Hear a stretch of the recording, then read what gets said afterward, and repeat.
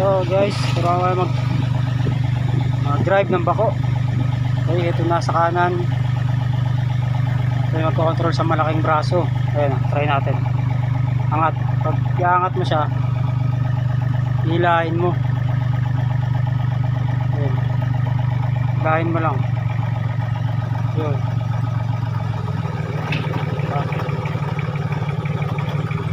Ibababa mo naman, tutulak mo pabante.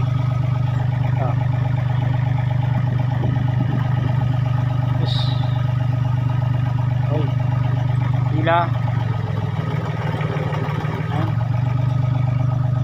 Tapos isang maliit na braso naman ito sa kaliwa, papalapitin mo sa'yo, hilahin mo pa kanan. Pa kanan.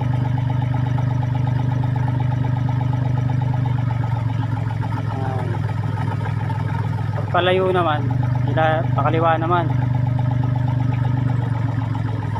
Diba? Right. Dito ulit tayo, balik tayo sa kanan. Pag ito naman binaling mo pa kanan, niliko mo pa kanan. Itong ang cambio na to. Ayan. Sa kamay naman to, sa kamay, control ng kamay. Pag pinakaliwa mo siya, ito mangyayari. Nasara yung kamay, o napasok yung kamay. Pag pakana naman, ayun, parang nabuka siya, right. Tayo tayo sa kaliwa ulit. Ito naman para umikot yung